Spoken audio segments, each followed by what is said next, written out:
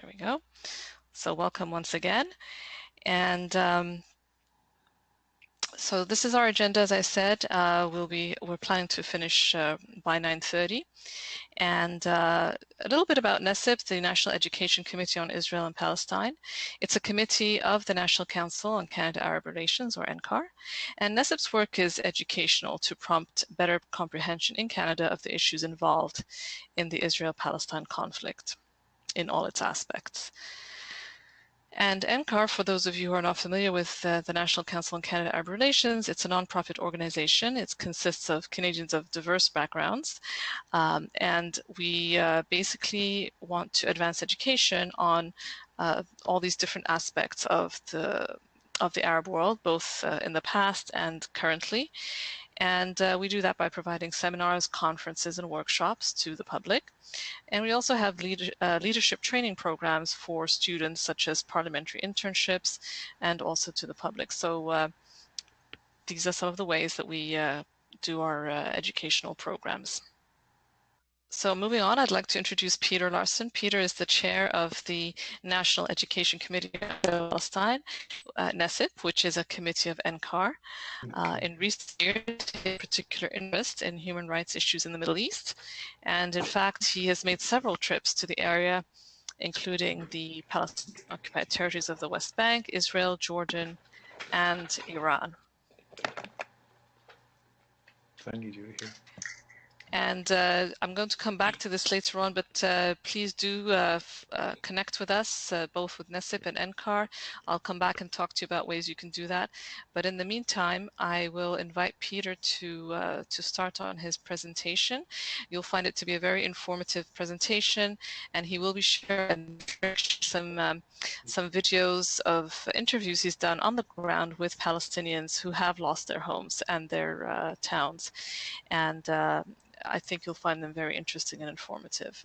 Thank you very much for joining us in this interesting experiment from NCAR and NECIP. We haven't tried this before with this fuse technology. We're looking for your feedback afterwards to tell us whether it works.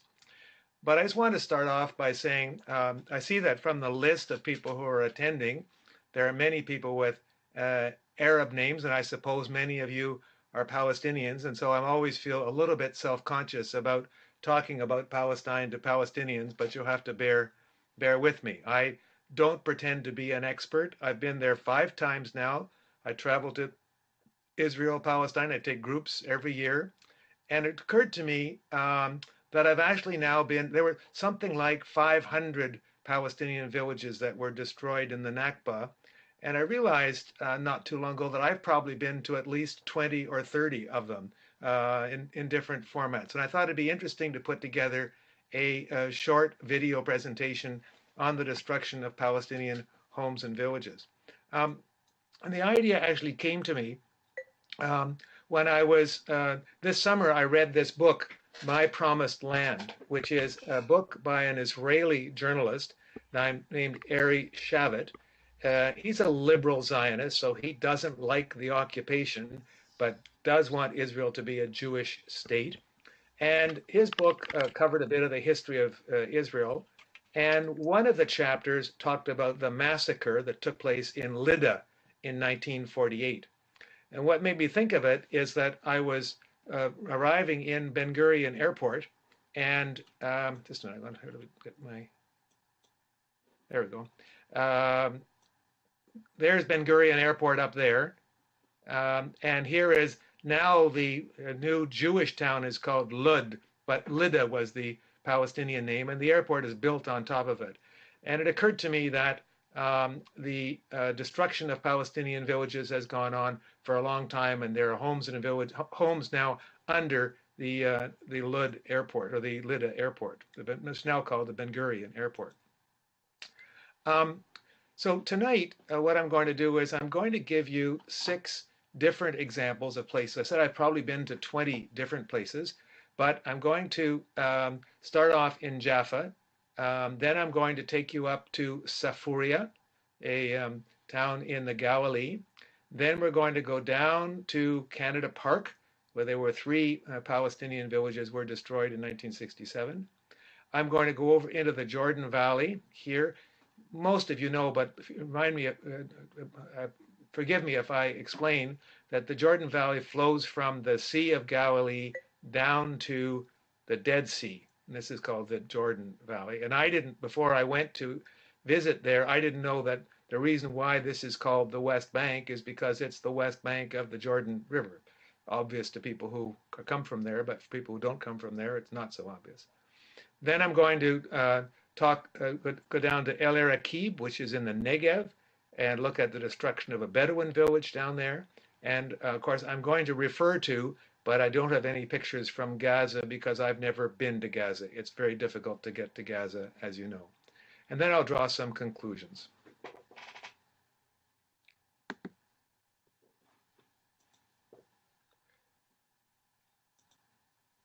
So where I need to start with is the Balfour Declaration. Now, many of you will already know what the Balfour Declaration is. It was a statement by Lord Balfour of the British Foreign Office, a letter written to Lord Rothschild, a prominent British Jew, saying that the government of the United Kingdom looked favorably on the establishment of Palestine as a national home for the Jewish people. Now, at the time that they made that declaration, Palestine was not under British control. It was under the control of the Ottomans. So they were promising a piece of territory that they didn't have control over to another people. But what I want to draw your attention to about this declaration is this important phrase down here, which is that nothing should be done which may prejudice the civil and religious rights of existing non-Jewish communities in Palestine. By non-Jewish, that means the Arabs or Palestinians living there. Now, my theme tonight, of course, is the destruction of homes and villages, which is not consistent with this promise made in the Balfour Declaration. As you know, at the end of the First World War, France got the United Nations, or it was called the League of Nations at the time, to give it mandate over Syria and Lebanon. And Britain got the mandate over Palestine, Transjordan, and Iraq. So at the time the British took over, here's the population of Palestine in 1914, estimated by an American demographer.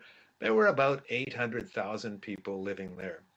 Of them, about the large majority, about 650,000, were estimated to be Muslim, about 80,000 Christians, and about 59,000 Jews. Now, these are Muslim, Christian, and Jewish Arabs. They all spoke Arabic, and they have been living, Jews have been living in that area, Christians have been living in that area, and Muslims have been living in that area for thousands of years, decades, for centuries. Once Britain took over, it named a Zionist governor, a man named Herbert Samuels, and his job was to turn Palestine into a homeland for Jews. And they started, one of the ways they did this is by starting to facilitate the immigration of Jews. And so by 1931, the Muslim population had increased a little bit, the Christian population had increased, but the Jewish population had tripled. And what was significant about that is that those Jews were European Jews. They didn't speak Arabic. They spoke Yiddish or spoke a variety of other languages, but they were quite different from the Jews who had been living in Palestine for centuries. The number of Jews kept on rising. As you know, there was conflict. There was the Holocaust. Jews immigrated from Europe. And finally, the British threw their hands up and turned it over to the United Nations. And the United Nations, on November 29th, 1947, passed a resolution partitioning the state of Palestine, or the territory of Palestine, into two. Now, what's significant is that this, although that resolution you and I may think was quite unfair, it was a resolution, but part of it stated this, that the partition and the program would guarantee to all persons equal and non-discriminatory rights in civil, political, economic, and religious matters, and the enjoyment of human rights and fundamental freedoms. Now, the reason why I mention this again is that immediately the Zionist forces set to work and were contravening this part of both the Balfour Declaration and the UN Declaration. The UN Partition Plan, this is the map that you see here for it. The UN Partition Plan um, was put forward. Actually, Canada played a leading role. Canada was on the United Nations Special Committee on Palestine, and it came up with this very odd construction of these little bottlenecks here. What you see in beige or orange, sorry, thank you. What you see in beige or orange on your map was to be the new Jewish state, and what you see in purple or blue was to be what's called the new Arab state. A couple of things I want to draw your attention to. One is, I don't know if you can see it on your map very well, but actually this is purple. Jaffa was supposed to be part of the new Arab state, and that's because Jaffa was the largest city in Palestine at the time. It had 70 or 80,000 people. It was a port, and so it was supposed to be like a free port, an Arab free port. The other thing I wanted to draw to your attention to, of course, is Jerusalem. And Jerusalem was not, it was in the middle of what was to be the Arab state, to be surrounded by Arab lands, but itself was to be under international control, a bit like Berlin was after 1945.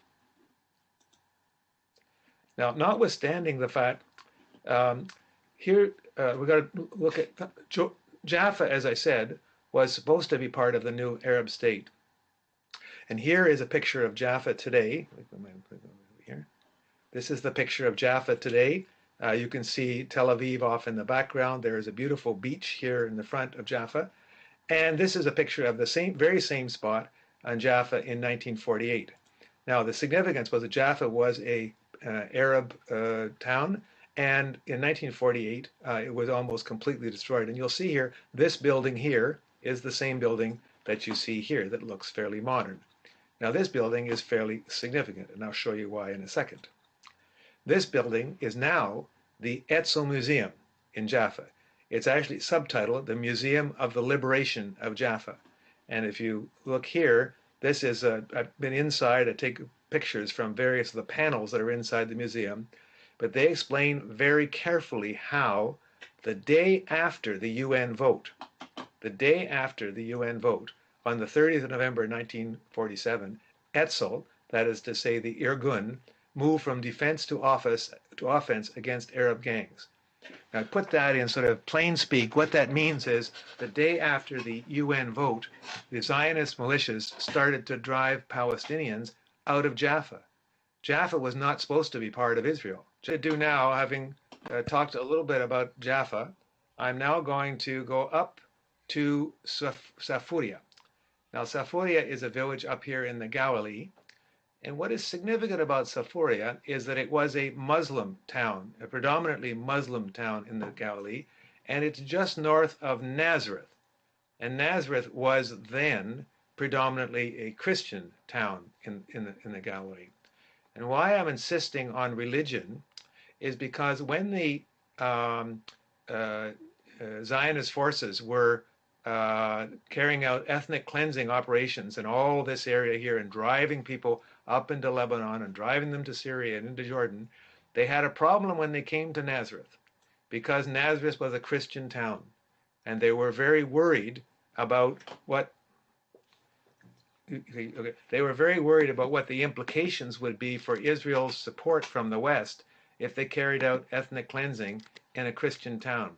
So instead what they did is they left Nazareth.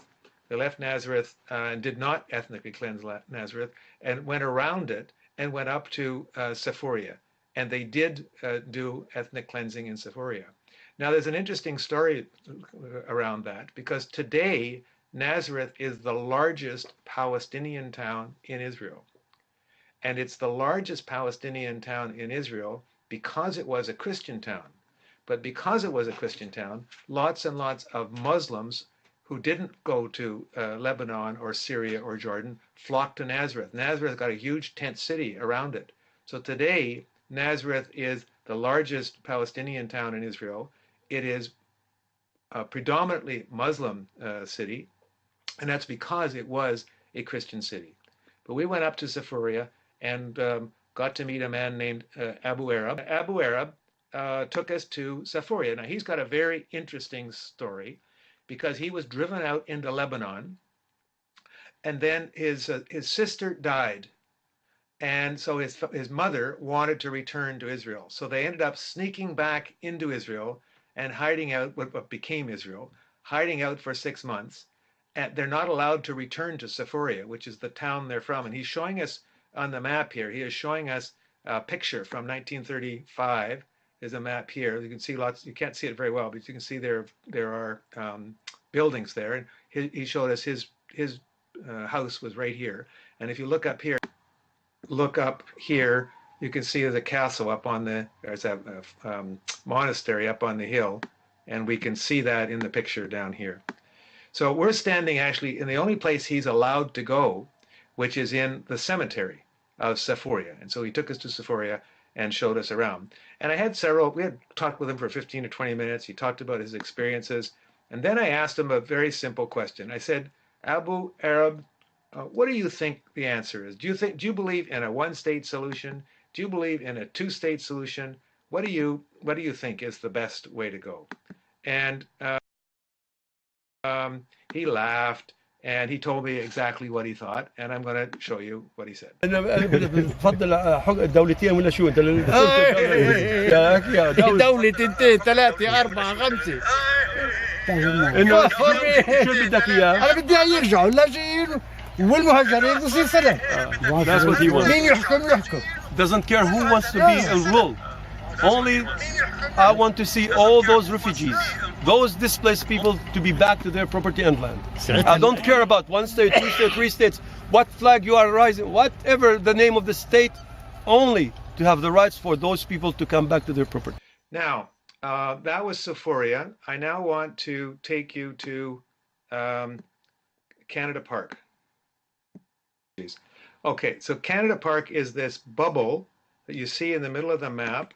I actually see that there's sort of a bubble there where it sticks out. The red line we're seeing there is the green line, the armistice line that divided the West Bank from Israel in 1948 when they signed various agreements with Jordan and so on and so forth. And there were 3 villages right there on the edge of it. But the Israelis wanted to get those villages back, and the '67 war gave them an opportunity to do so. When they took over the whole of the West Bank, one of the things they did was destroy the 3 villages that were there and expel the people who were there.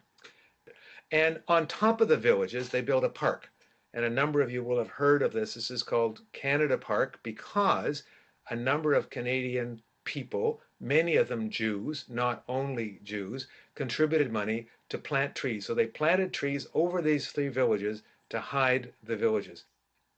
You can see here, this is Canada Park. It's got the sign out in front. It's not very long drive from Jerusalem. It's actually quite a nice place to go now, but it's built over these 3 villages called Imwas, Yalu, and Deir Ayub.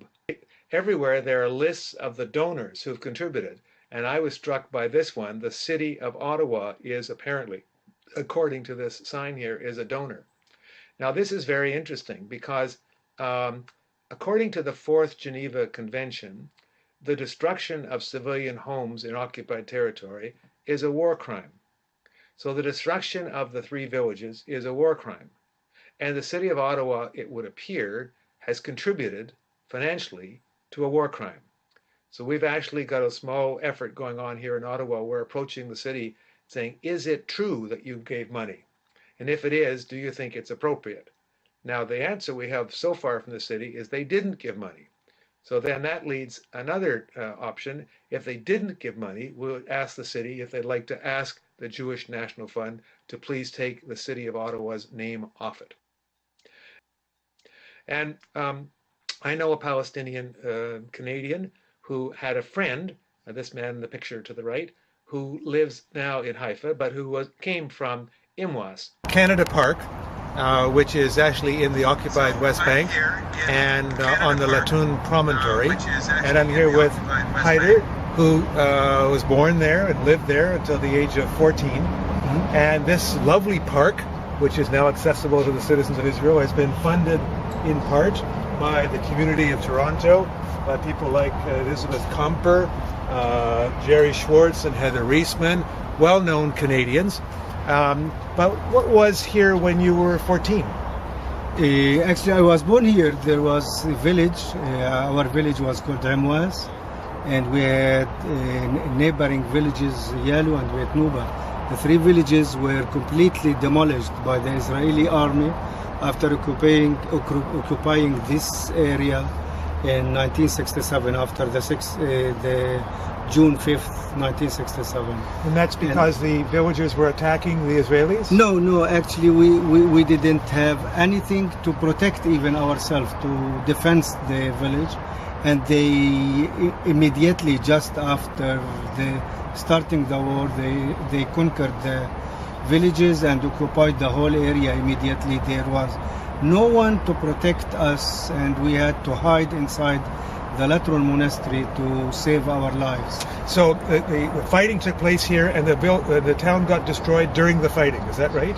No, the villages were destroyed 1 month after the war finished, even after the ceasefire. So it wasn't the destroying of the villages because of the war itself. Exactly. No, it was an action ordered by the Israeli army and the Israeli Ministry of Defense and the Israeli Prime Minister to demolish this area to be used for the Israelis. Till now, it is considered as part of the occupied West Bank, but... And he said, all we want to do is get along. All we want to do is we can live together like anybody else. It was quite remarkable. And that's a feeling that I have gotten from lots of Palestinians, unlike the way I think a lot of Jews fear that if the Palestinians had their way, they would slit their throats or throw them in the sea or do something terrible. So we're driving down the Jordan Valley. Now the Jordan Valley is quite interesting. There are really three agricultural potential areas in Israel-Palestine. One is on the coast, one is in the Galilee, and one is in the Jordan Valley. Because of the Jordan Valley is actually a desert, but there is water running through it because of the Jordan River. Now, politically, this is a map of the West Bank, and the West Bank, as you know, as of the Oslo Accords, has been divided into three kinds of areas: area A, B, and C. And the light beige is actually half of the area, and that's completely under Israeli control, leaving the Palestinian Authority with the hatch mark, which is area A, and then with the green mark, which is shared area. But in fact, Israel's plan is to try to drive the Palestinians out of Area C altogether. They want to take it over. They want to take over the Jordan Valley, partly because it's an agricultural area, but partly, they say, because of defense against Jordan. So the Palestinians who live there are under tremendous pressure. They're being pushed out of Area C, harassed in various ways. When we got there to the Jordan Valley, in the middle of it, there's this outdoor kind of museum. And in the bottom right corner, what Rula is pointing to now, is actually a 3D model of the Jordan Valley. But what's extraordinary is that according to the plaque outside it, according to Israel, there was nobody there before 1968. It's this whole story that Palestine is a land with no people for a people with no land. And you see the first line of this text says, in 1968, the first pioneers settled in the Jordan Valley and turned it into a lush garden by the sweat of their brows. And then the last line says that there is a national consensus that the Jordan Valley is forever Israeli. There are two things wrong with this. First is that actually the Bible says that Jews have been living in the Jordan Valley for 4,000 years. So this stuff about the 1968 pioneers is really a crock. But what's more, there were Palestinians living there. Right? And as we walked down, drove down, we saw what looked like a destroyed village. And so we stopped to ask these folks what had happened. And they explained to us exactly what had happened. This village had been destroyed only several months previously. It's right beside a Jewish settlement. The Jews in the settlement said that this land was theirs. These people have been there for I don't know how many years. They took it to an Israeli court, and the Israeli court agreed with the Jewish settlers. And so the Israeli military came and destroyed their hamlet in April 2014. Starting Any notice? أعطوكم started شو اسمه right أول away شيء we إنذار. قديش أعطوكم إنذار؟ Yes, they received the warning. How long? قديش كان وقت هي مدة الإنذار؟ الإنذار يعني قال والله طويل كانت شوي. أعطوكم مدة يعني أكثر من شهر شهرين كان. يعني في محكمة. There was a court. Court decision. A decision court. You know, case in the court.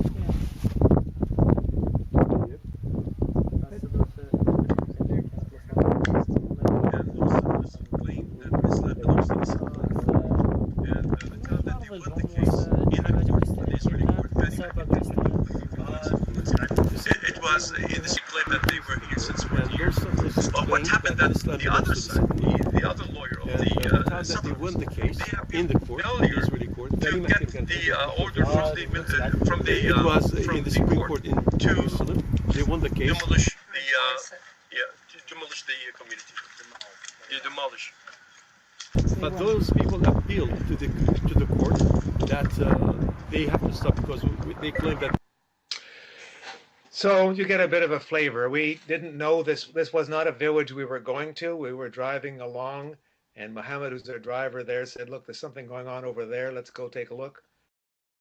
And so we stopped in. This little hamlet, and I don't know how many people there were destroyed because of the settlers. Here's a different case.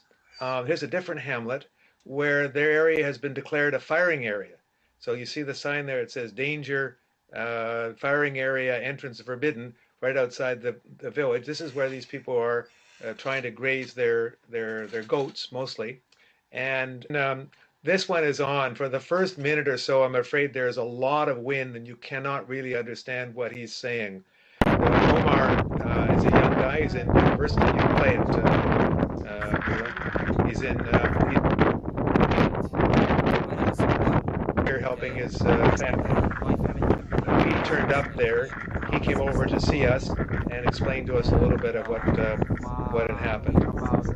And basically, the Israeli bulldozers had come and bulldozed their buildings that they had for their sheep. You can see an Israeli fort or military establishment up on the hill behind him.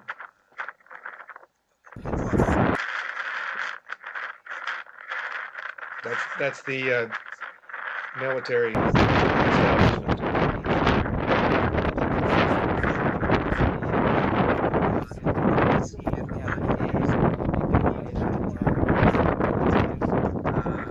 Difficulties here, the life here is really very tough.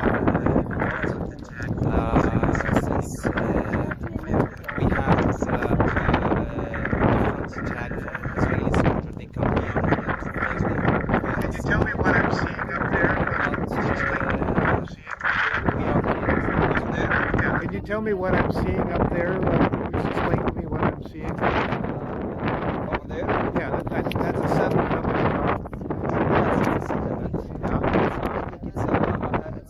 It's military camp. A military. Using my own little handheld camera, and I hadn't appreciated. There was a bit of wind, and I hadn't appreciated how much wind damage there would be. But this village was declared a firing area and had been destroyed only a month previously. What he was explaining there is that there is a water pipe that goes up the hill to the fort, but they're not allowed to use it. So he has to actually get water in jerry cans, and they have to drive about 15 kilometers to get water, where they buy it from, I think it's called Mechot, the Israeli water company.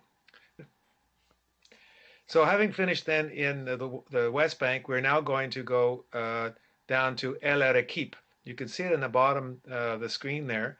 El Arakip is in the Negev. So we're back inside Israel.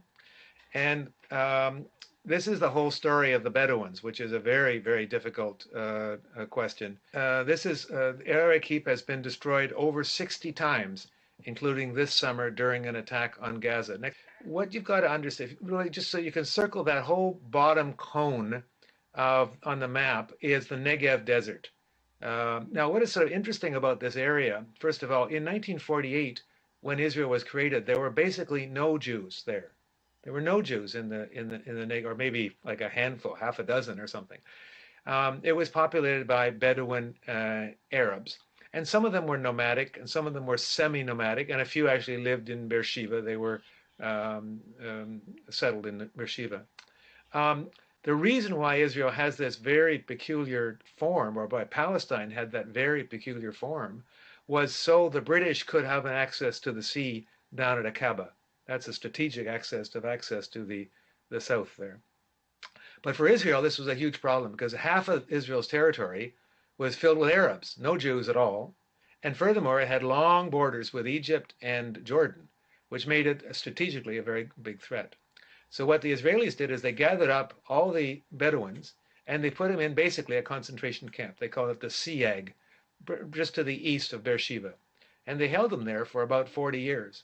But the Bedouins started to escape and go back to their villages.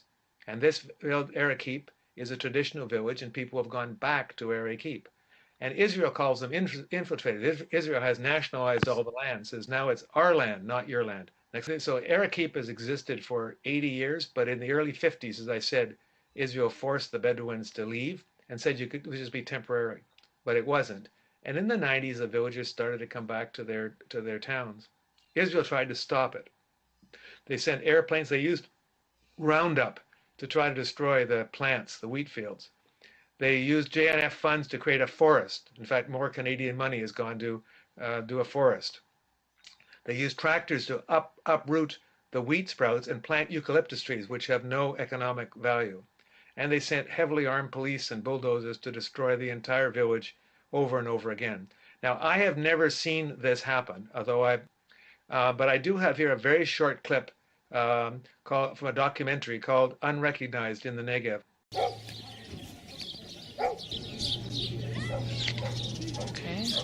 Okay. So here, they know that the Israeli troops are coming today. So this is what's left of the village. Now they've already been destroyed 20 or 30 times. So they have some of these buildings.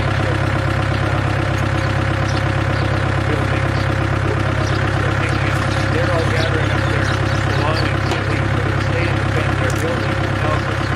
So the stuff doesn't get destroyed. They're protecting stuff in the West. They know that the Israeli troops are about to arrive. There are also lots of foreign and Israeli Jewish supporters who are there at the same time. We'll just see how this goes.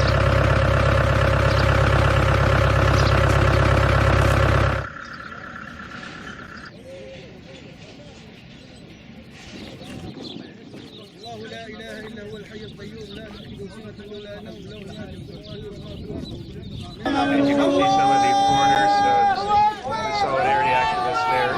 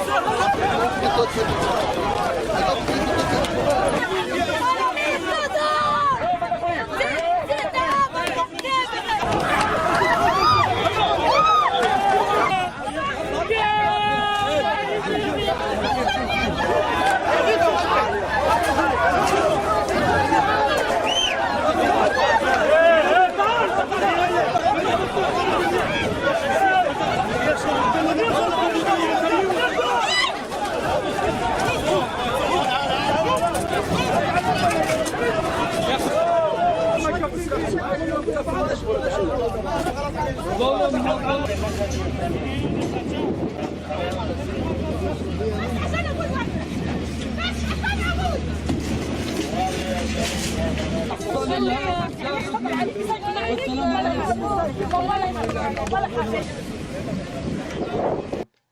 first demolition of the village happened on the 27th of July, and there's been more than 60 demolitions since then. Each time, Sheikh Al-Turi and his kids get arrested, they get beaten up, they go through this. Sometimes the demolition comes in the middle of the night. I don't know why this one, they knew it was coming. That's why this one was filmed. Okay. He says to me that the only way he's going to leave there is in a coffin. He's not going to give up fighting. I'd love to bring him to Canada. Unfortunately, he doesn't speak any English, and so it would be hard to get a Canadian audience to sympathize or to understand him. And I think he's afraid that if he left the country, they might not let him go back anyway. So let me just review here. I started off talking a bit about the destruction of Palestinian homes in Jaffa. Then we went up to the north of Israel in the Galilee. We went to Safuria. Then I went to Canada Park, Imwas. We went down to the Jordan Valley, the hamlets in the Jordan Valley. I went to El Arakip. And as I told you, I haven't been to Gaza. I'm hoping someday to go to Gaza. Now, Jaffa, of course, took place in 1947, the day after the UN vote. Safuria was in 1948 in the ethnic cleansing of the Galilee. Imwas took place in 1967. The Jordan Valley hamlets are going on now. We saw it had happened in April. El Arakip is going on repeatedly. And in Gaza, we have them destroying houses in 2009 with the enduring, pillar of cloud, cast lead, and protective edge, destroying tens of thousands of houses. Significant about this is that, of course, Jaffa and Safuria and El Arakip are inside Israel, whereas Imwas, the Jordan Valley, and Gaza are in occupied territory. And I always get a bit uncomfortable when people say they're opposed to the occupation. Of course they should be opposed to the occupation, but that's not all there is. The occupation is just an issue, just one part of the problem. So my summary is that, first of all, the destruction of the homes and villages has been continuous since 1947, both inside Israel and in the occupied territories. And so to the 500 or so villages that were destroyed in the Nakba need to be added those who were destroyed in 1967, those that have been destroyed in the West Bank since 1967, all the Bedouin villages, and we just showed you one there that's been destroyed since 1965, and in addition, all the homes that have been destroyed in Gaza in repeated attacks. Here's a picture at the bottom of Palestinians watching a home demolition in the West Bank. So here are my conclusions. So first of all, I think that the fixation on creating an ethnically pure Jewish state leads to the destruction of countless Palestinian homes, and it continues as a way to drive them out. The only way to have a pure Jewish state is to drive out the Palestinians.